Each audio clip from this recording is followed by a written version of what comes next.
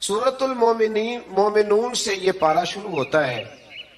سورۃ المومنون کی جو ابتدائی 11 آیات ہیں وہ تعلیمات اسلامی کی جامع آیات ہیں۔ ان میں فلاح یافتہ جو کامیاب ہونے والے ایماندار ہیں ان کی صفتیں بیان کی گئیں۔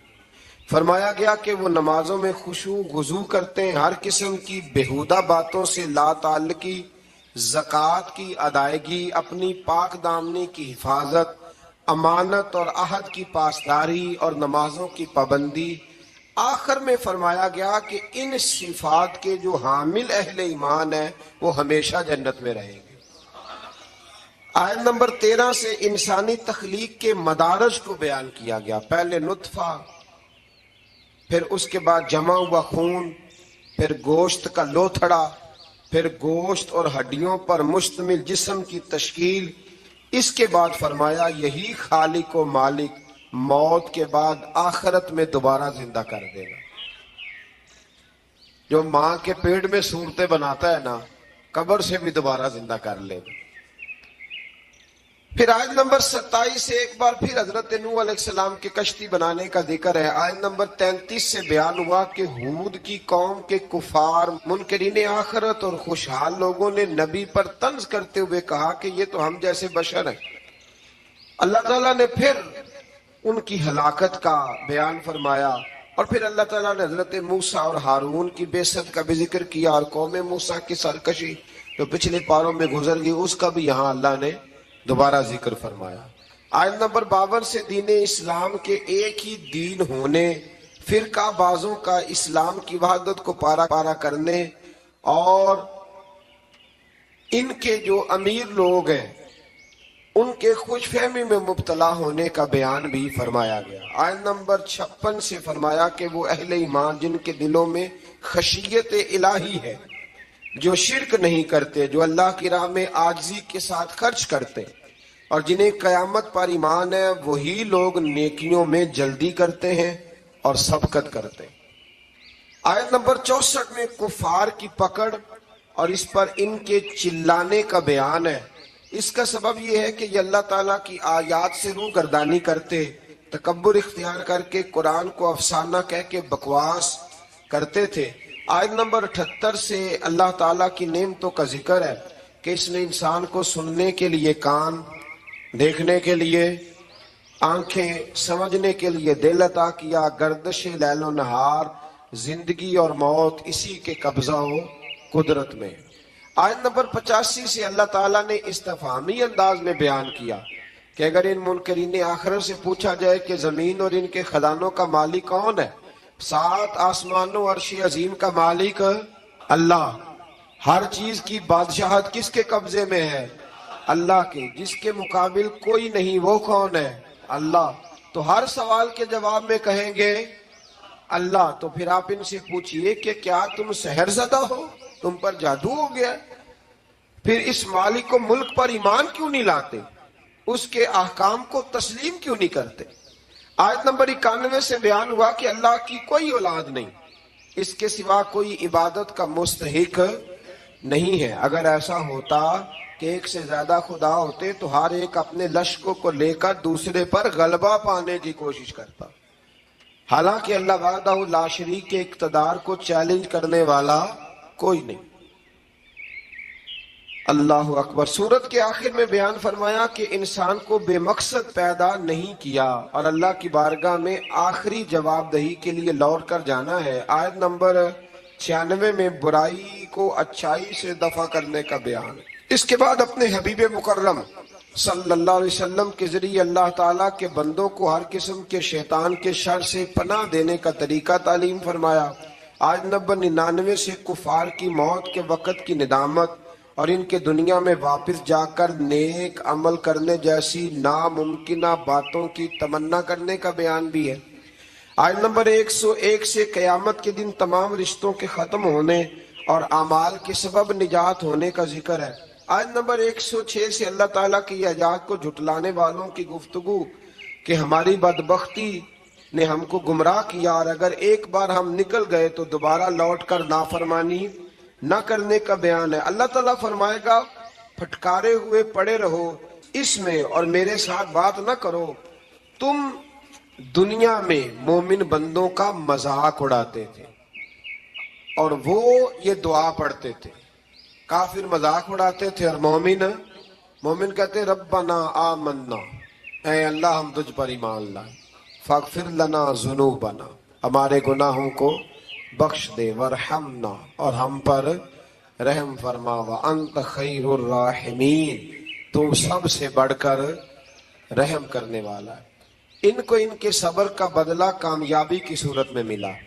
آیت نمبر 112 میں فرمایا کہ جب ان سے زمین پر گزاری ہوئی مدت کے بارے میں پوچھا جائے گا تو یہ کہیں گے ایک دن یا دن کا کچھ حصہ گزارا۔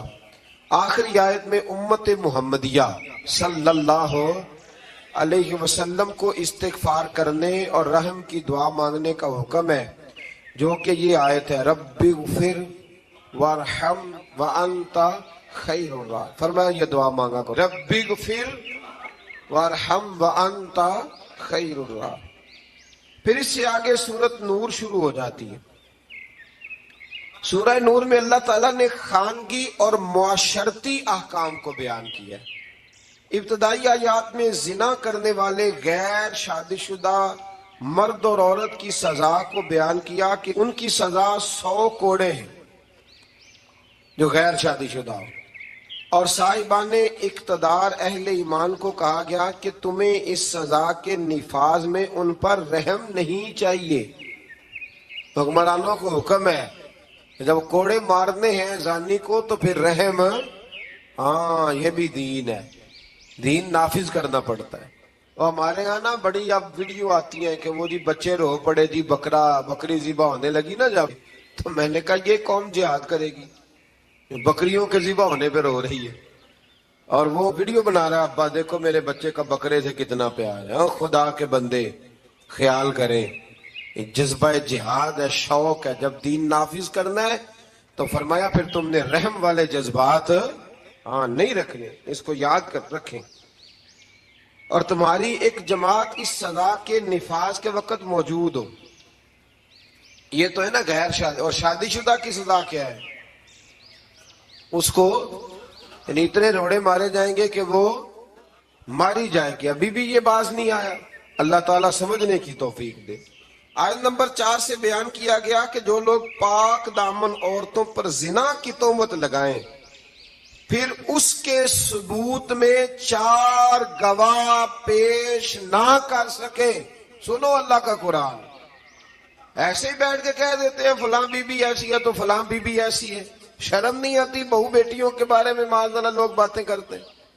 غور کریں قرآن کیا کہتا ہے۔ فرمایا جو لوگ پاک دامن عورتوں پر زنا کی تہمت لگائیں پھر اس کے ثبوت میں 4 گواہ پیش نہ کر سکیں تو تم ان کو 80 کوڑے مارو، ان کو 80 کوڑے مارو، اور ان کی شہادت کو بھی قبول نہ کرو، اور یہی لوگ فاسق ہیں، اعلانیہ نافرمان ہے اللہ، سوائے ان لوگوں کے جو اس کے بعد اللہ تعالیٰ سے توبہ کریں اور اپنی اصلاح بھی کر لیں۔ یہ قرآن نے کہا توبہ بھی کریں، اور یہاں تو بھائی کوئی پتہ ہی نہیں چلتا، جس کے بارے میں مرضی لوگ معاذ اللہ بری بات کہنی شروع کر دیتے۔ آیت نمبر 6 میں یہ ضابطہ بیان فرمایا گیا کہ اگر کوئی شخص اپنی بیوی کو زنا کی تہمت لگائے اور اس کے ثبوت میں 4 گواہ پیش نہ کر سکے اور اس کی بیوی اس تہمت کا انکار کرے تو فریقین ایک دوسرے پر لیان کرے۔ شوہر 4 مرتبہ اللہ کی قسم کھا کے یہ کہے کہ بے شک وہ ضرور سچوں میں سے، اور 5ویں بار یہ کہے کہ اگر وہ جھوٹوں میں سے ہو تو اس پر اللہ کی لعنت، یہ اس کو کرنا پڑے گا۔ ایسے نہیں کسی پر معاذ اللہ لوگوں نے طلاق دینی ہوتی ہے تو الزام لگا کے نکال دیتے ہیں، ڈر نہیں آتا اللہ تعالیٰ سے۔ اور عورت سے حد زنا اس طرح دور ہو سکتی ہے کہ وہ 4 مرتبہ اللہ کی قسم کھا کے کہے کہ اس کا خامن یقیناً جھوٹوں میں سے ہے، اور 5ویں بار کہے کہ اس کا خامن سچوں میں سے ہو تو اس عورت پر اللہ کا غضب نازل ہو۔ آیت نمبر 11 اور 16 میں ایسا مضمون ہے کہ جو بیان کرتے وقت کلیجہ منہ کو آتا ہے۔ گھبرایا نہ کریں جب لوگ آپ کے بارے میں میرے بارے میں کوئی بات کریں، کوئی بھی مسلمان جب اس کے خلاف کوئی بات کرے تو گھبرائے نہ، سورہ نور 18واں پارہ آیت نمبر 11 سے 16 میں حضرت عائشہ صدیقہ پر جب منافقین نے الزام لگایا، اللہ اکبر، منافقین نے الزام لگایا، اس کا ذکر ہے یارو حضرت عائشہ پر، مومنوں کی ماں پر منافقین نے الزام لگا دیا، اور میرے رسول کریم علیہ السلام کی آنکھیں آنسوؤں سے تار ہو گئی۔ ابو بکر صدیق نے گھر سے نکلنا چھوڑ دیا۔ حضرت عائشہ اتنی بیمار ہوئی کہ بستر سے اٹھ نہیں سکتی۔ او لوگو، اتنی فنکاری کہ رسول اللہ کے گھر تک دنیا پہنچ گئی۔ مولا علی شیر خدا آئے، عرض کرنے لگے سونیا فکر نہ کریں، جو رب آپ کے وجود پر مکھی نہیں بیٹھنے دیتا وہ ناپاک عورت آپ کے بستر پہ آنے دیتا ہے۔ یہ کیا بات ہوئی؟ صحابہ کرام تڑپ اٹھے، یارو یہ رنگ بھی ہے۔ میں کہتا ہوں یہ مضمون بیان نہیں ہو سکتا۔ میں نے کہا تھا مخلوق تو فنکار ہے اس درجہ کے پل بھر میں، سنگے در کعبہ سے بھی اصنام تراشے، تم کون ہو کیا چیز ہے داغے کبابی، لوگوں نے تو مریم پہ بھی الزام تراش۔ لوگ باز آتے۔ پھر حضرت عمر فاروق اٹھے اور کہا ھذا بہتان عظیم، یہ چھوٹا الزام نہیں، یہ بڑا الزام۔ تو اللہ نے پھر اسی طرح سورہ نور کی آیت نمبر 11 سے 16 میں حضرت عائشہ صدیقہ پر، اللہ مومنوں کی ماں کو ہم سے راضی فرمائے۔ بڑا درجہ ہے اس پاک عورت کا، بڑا مرتبہ، ساری جوانی رسول اللہ کے دین کے نام کر، بڑی خدمت کری، بڑی نوکری کری، بڑا کام کیا۔ حضرت مجدد الفسانی رحمت اللہ علیہ فرماتے ہیں جب میں حضور کے لیے احسان ثواب کرتا نا، وہ چیز پکاتا ختم شریف، تو میں حضور کے اہل بیت کو صحابہ کئیوں کے نام لیتا، کئیوں کے نہ لیتا، سب کے لیے بھی نہیں جاتے۔ کہتے میں کئیوں کے نام لیتا لیکن کوئی معاذ اللہ بغض دعوت نہیں، ویسے میرے منہ سے نا حضرت عائشہ کا نام کبھی نکلا ہی نہیں، نہ میں نے لیا۔ تو کہتے ایک دن مجھے رسول کریم کی زیارت ہوئی تو حضور نے فرمایا تو میری عائشہ کا نام ہی نہیں لیتا، تجھے پتا نہیں میں روٹی عائشہ کے گھر کھاتا ہوں، اور تو وہ احسان ثواب ہی نہیں کرتا، وہ میرے لیے کھانے پکاتی ہے، میں اس کے گھر کھانا کھاتا ہوں۔ اور یہ وہ میرے محبوب کی پیاری زوجہ ہے کہ حضور نے فرمایا عائشہ میرے نکاح میں آنے سے پہلے حضرت جبریل نے مجھے تیرا نقشہ دکھایا تھا، گویا تیری فوٹو دکھائی تھی، اور فرمایا عائشہ جب تو مجھ سے راضی ہوتی ہے تب بھی مجھے پتہ چل جاتا، اور جب تو ناراض ہوتی ہے تو تب بھی پتہ چل جاتا۔ حضرت عائشہ کہنے لگی حضور میرے ماں باپ قربان ہو، آج بتائیں تو صحیح آپ کو کیسے پتہ چلتا ہے؟ تو حضور فرمانے لگے جب تو مجھ سے راضی ہوتی ہے نا تو کہتی ہے مجھے رب محمد کی قسم، اور جب تو ناراض ہوتی ہے تو کہتی ہے مجھے رب ابراہیم کی قسم۔ فرمایا رب ابراہیم کا بھی ہے، لیکن جب تو میرے نام سے رب کریم کو پکارتی ہے تو لگتا ہے آج تو بڑی راضی ہے۔ رسول کریم علیہ السلام کا وہ پیار، وہ محبت، 40 سال حضور کے بعد وہ حیات رہی، چوتھا حصہ دین میرے رسول کریم کا ہی امت کو انہوں نے پہنچایا۔ حضرت فاطمہ کی شان میں حدیثیں حضرت عائشہ صدیقہ نے بیان فرمائی۔ حضرت عائشہ نے جناب خدیجۃ الکبریٰ کے تذکرے حضرت عائشہ نے ہمیں بتائے۔ اتنی سچی بی بی کے بارے میں بات کرتے ہو، یاد رکھو صبح قیامت بھی یہ ساری ام المومنین میرے محبوب کے ساتھ جنت میں موجود ہوگی۔ دعا فرمائے اللہ ہمیں ان ماؤں کا صدقہ خیرات عطا فرمائے۔ تو آیت نمبر 11 سے 16 میں حضرت عائشہ صدیقہ پر جو منافقین نے تہمت لگائی اس کی جانب اشارہ فرمایا، اور ان چیزوں کا سد باب کیا جو معاشرے کے بگاڑ کا باعث ہو سکتی ہیں۔ جن منافقین نے یہ تہمت لگائی تھی ان کا پردہ فاش کیا، جو مسلمان منافقین کے بجھائے ہوئے حسین جال میں پھنس گئے تھے ان پر عتاب فرمایا اور ان کو تنبیہ کی وہ آئندہ ہوشیار رہیں اور منافقین کے کہنے پر نہ آئیں۔ منافق مسلمانوں کی عزت و ناموس کو برباد کرنے کے در پہ، اس لیے مسلمانوں کے لیے جائز نہیں کہ وہ سنی سنائی بات کو آگے بڑھا دے، بلکہ مومن مردوں اور مومن عورتوں کو اپنوں کے متعلق، یہ اللہ فرماتا ہے، اپنوں کے متعلق نیک گمان کرنا چاہیے۔ اور اگر تہمت لگانے والے اس تہمت پر 4 گواہ نہ لائیں تو وہی اللہ کے نزدیک جھوٹے ہیں، اور اگر دنیا اور آخرت میں تم پر اللہ کا فضل اور اس کی رحمت نہ ہوتی تو تم نے جس تہمت کا چرچا کیا تھا اس کی وجہ سے تمہیں بہت بڑا عذاب پہنچتا۔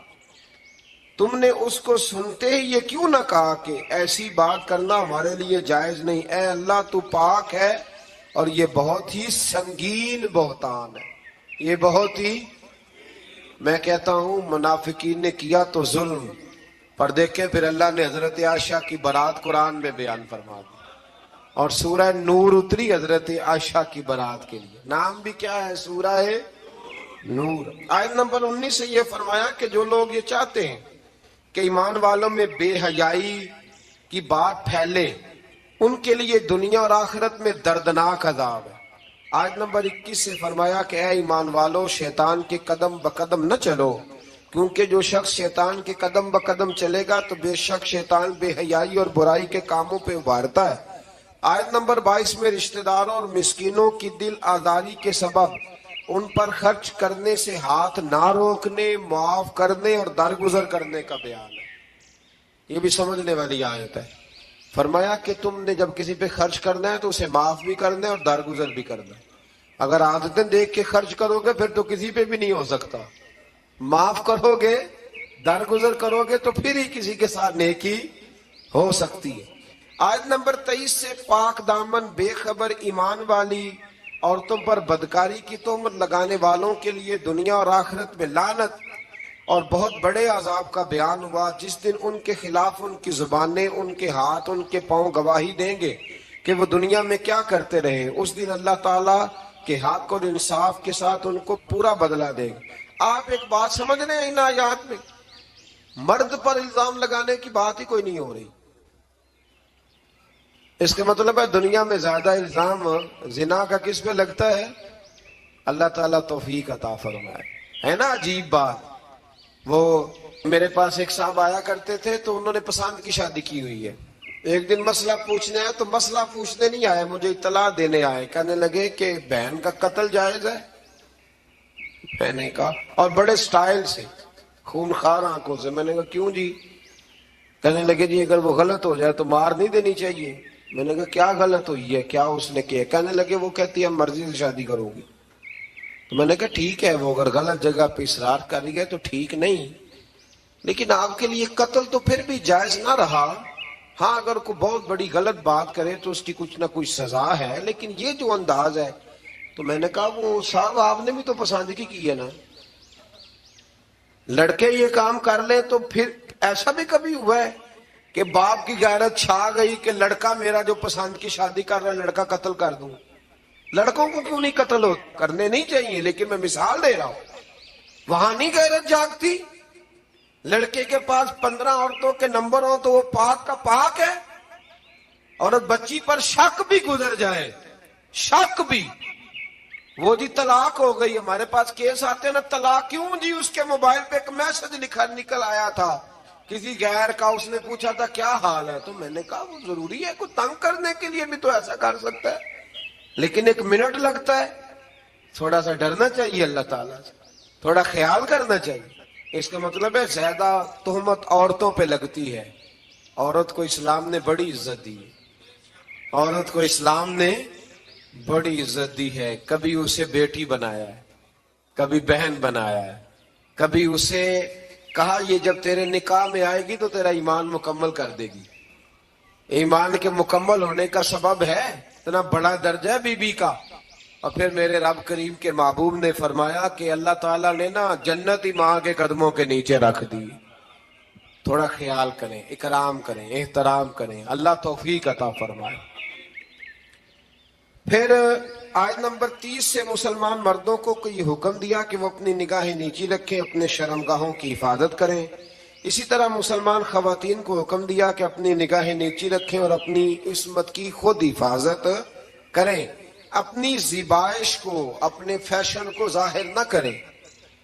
اپنی زیب و زینت دکھانی ہو تو صرف اپنے خامد کو دکھائیں، یہ اللہ نے منع کر دیا۔ اور جسم کے جس حصے کا پردہ ممکن ہو، جیسے ہاتھ اور پیر، ان کے سوا باقی جسم کو ڈھانپ کر رکھیں، اور اپنے گریبانوں کو دوپٹوں سے چھپائے رکھیں، یہ اللہ قرآن میں فرما رہا ہے۔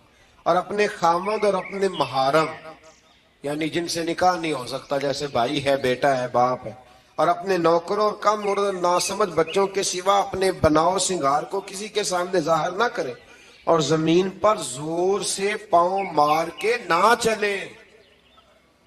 عورتوں کو حکم مل رہا ہے، عورتیں توجہ کریں، تاکہ ان کی پوشیدہ زیب و زینت ظاہر نہ ہو، اور ان تمام برائیوں سے اللہ کی بارگاہ میں توبہ کرنے پر کامیابی ہے۔ آیت نمبر 32 سے فرمایا کہ تم اپنے بے نکاح مردوں اور عورتوں کا نکاح کر دو، اور اپنے باصلاحیت غلاموں اور باندیوں کا، اگر وہ فقیر ہوں تو اللہ ان کو اپنے فضل سے غنی کر دے گا۔ جو لوگ نکاح کی گنجائش نہیں رکھتے وہ اپنی عفت اور پاکیزگی برقرار رکھیں، حتیٰ کہ اللہ تعالیٰ انہیں اپنے فضل سے غنی کر دے۔ اللہ تو فرما رہے نکاح کر دو غنی ہو جاؤ گے، تو ابا جی کہتے ہیں جنی دیر تکر پیراں تے نہ کھلوتا اگے کتے کھلا دیے۔ یعنی عجیب بات ہے نا جی، وہ پیراں تے پتہ نہیں اس نے کب کھڑے ہونا ہے۔ آپ بچوں کی شادیاں جلدی کریں تاکہ بہت سارے گناہوں کا دروازہ ویسے ہی بند ہو۔ آیت نمبر 35 میں فرمایا اللہ آسمانوں اور زمینوں کا نور ہے، پھر اس نور کی وضاحت بھی بیان کی۔ آیت نمبر 37 سے اللہ تعالیٰ نے اپنے گھروں میں اللہ کا ذکر کرنے پر ان مسلمانوں کی تعریف کی جن کو تجارت اور خرید و فروخت اللہ کے ذکر کرنے، نماز پڑھنے اور زکوٰۃ ادا کرنے سے غافل نہیں کرتی۔ وہ اس دن سے ڈرتے ہیں جس میں دل اور آنکھیں الٹ پلٹ ہو جائیں گی۔ اللہ نے تعریف کی ہے، فرمایا کاروبار بھی پورا کرتے ہیں، میری عبادت بھی صحیح کرتے ہیں، زکوٰۃ بھی وقت پہ دیتے ہیں۔ ہم یہ کہتے ہیں کہ نہیں سارا کچھ چھوڑیں گے تو عبادت ہوگی۔ اللہ نے تعریف کی، فرمایا ڈیوٹیاں بھی کرتے ہیں اور اب بھی۔ آیت نمبر 39 میں کافروں کے اعمال کی مثال کو اس طرح بیان کیا گیا کہ وہ زمین میں چمکتی ہوئی اس ریت کی طرح ہے جس کو پیاسا دور سے پانی گمان کرتا ہے۔ ریت دور سے دیکھے نا چمکتی تو کیا لگتی ہے؟ اسی طرح کافروں کے اعمال ہے، حتیٰ کہ وہ جب اس کے قریب پہنچتا ہے تو کچھ نہیں پاتا، اور وہ اللہ کو اپنے قریب پاتا ہے جو اس کا پورا حساب چکا دیتا ہے۔ ان کے اعمال کا گہرے سمندر کی تاریکیوں کی مثل ہے جن کو تہ در تہ موج ڈھانپے ہوئے ہے۔ اس کی بعض تاریکیاں بعض سے زیادہ ہیں، جب کوئی اپنا ہاتھ نکالے تو اس کو دیکھ نہ سکے۔ جس کے لیے اللہ نور نہ بنائے اس کے لیے کوئی نور نہیں ہے۔ آیت نمبر 51 پہ آتے ہیں، فرمایا جو لوگ اللہ اور اس کے رسول کی اطاعت کرتے ہیں اور اللہ سے ڈرتے ہیں اور اس کی نافرمانی سے بچتے رہتے ہیں تو وہی لوگ کامیاب ہونے والے۔ اس آیت کے بارے میں حضرت عمر فرمایا کرتے تھے یہ جوامع الکلم آیت ہے، اور ایک رومی جو نیا مسلمان ہوا تھا اپنے ایمان لانے کا سبب اسی آیت کا تمام کتب مقدسہ کی تعلیمات اور احکام کا جامع ہونا بیان فرمایا گیا۔ یہ ایک آیت کہ جو لوگ اللہ اور اس کے رسول کی اطاعت کرتے ہیں، اللہ سے ڈرتے ہیں اور نافرمانی سے بچتے ہیں، اللہ سے ڈرتے ہیں اور نافرمانی سے بچتے ہیں، یہ لوگ کامیاب ہیں۔ آیت نمبر 53 میں فرمایا کہ منافقین اللہ کی خوب پکی قسمیں کھا کے کہتے ہیں کہ وہ جہاد کے لیے ضرور نکلیں، بڑی پکی قسم کھاتے ہیں، ہم جہاد کے لیے ضرور جائیں گے۔ آپ کہیں گے کہ زیادہ قسمیں نہ کھاؤ، تمہاری اطاعت کی حقیقت ہمیں معلوم ہے۔ آپ کہہ دیں حبیب ان سے کہ نہ کھاؤ زیادہ قسمیں، ہمیں پتہ ہے تم نے کتنا جانا ہے۔ آیت نمبر 55 میں اہل ایمان کو یہ بشارت دی کہ اللہ تمہیں زمین میں ضرور خلافت عطا کرے گا اور ضرور بالضرور اس دین کو محکم اور مضبوط کر دے گا۔ تم نماز قائم کرو، زکوٰۃ ادا کرو اور اخلاص کے ساتھ رسول کریم علیہ السلام کی اطاعت پر ڈٹے رہو، اللہ تمہارے خوف اور پریشانی کو حالت امن اور سکون سے بدل دے۔ آیت نمبر 58 سے پردے کے احکام کی وضاحت فرمائی کہ تمہارے نوکروں اور نابالغ بچوں کے لیے بھی 3 اوقات میں اجازت حاصل کرنی ضروری ہے۔ نماز فجر سے پہلے، ظہر کے وقت جب تم اپنے فالتو کپڑے اتار دیتے ہو، عشاء کی نماز کے بعد جب تمہارے لڑکے بلوغت کی عمر کو پہنچ جائیں تو ان کو بھی اجازت طلب کر کے آنا چاہیے جیسا کہ ان سے پہلے مرد اجازت طلب۔ فجر سے پہلے، ظہر کے وقت، اس وقت بھی کچھ لوگ سویا کرتے تھے، اور عشاء کی نماز کے بعد جب بھی کوئی گھر میں جائے تو کیا کرے؟ کہندے اپنے گھر جان دی بھی اجازت لو، ہاں وہیں تو اجازت لینی ہے۔ آپ اجازت لیں. جو بھی کسی کے آرام کا وقت ہو نا اس میں آپ بے دھڑک نہ چلے جائیں، اس لیے کہ نہ جانے کوئی کس حالت میں ہو. اللہ سمجھنے کی توفیق عطا فرمائے. آج نمبر 60 سے فرمایا جو بوڑھی عورتیں جو نکاح کی امید نہیں رکھتی ان پر اضافی پردہ اور حجاب کا اہتمام نہ کرنے میں کوئی گناہ نہیں، لیکن اگر وہ اس میں بھی احتیاط کرے تو ان کے لیے زیادہ افضل ہے. ایسی بوڑھی عورت جو نکاح کے قابل نہ رہے اس پر حرج کوئی نہیں، لیکن کرے گی پردہ تو اس کے لیے بھی بہتر ہی ہے. یہاں بڑی جلدی لوگ اس سے گنجائش لے لیتے ہیں، جو میں نے کہا ہے اس پر غور کیجئے گا.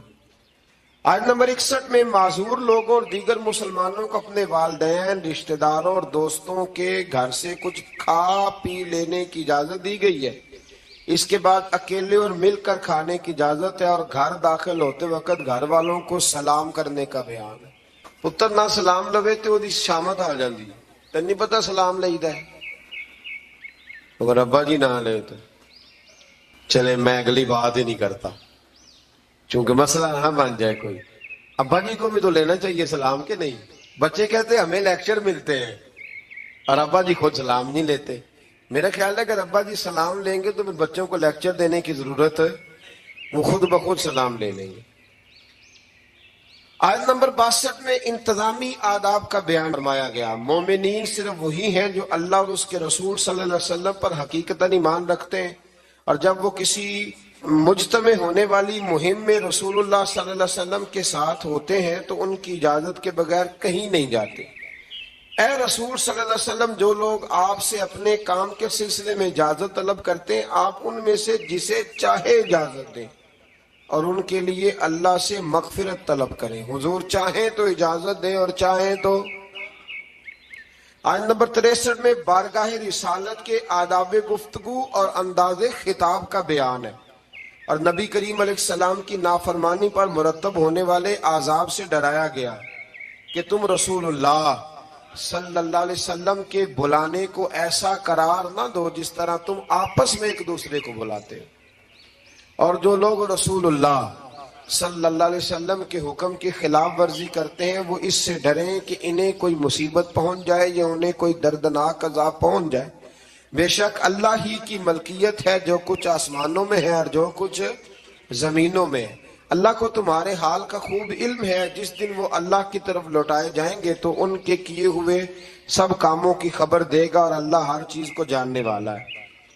آخر پہ آتی ہے جی سورۃ الفرقان. سورۃ الفرقان کی آیت نمبر 4 سے اس بات کا بیان ہے کہ کفار نے قرآن مجید کے کلام الہی ہونے کا انکار کیا اور اسے رسول اللہ صلی اللہ علیہ وسلم کا خود ساختہ کلام قرار دیا کہ پچھلے لوگوں کا کوئی افسانوی کہانیاں معاذ اللہ جو انہوں نے لکھوائی ہیں.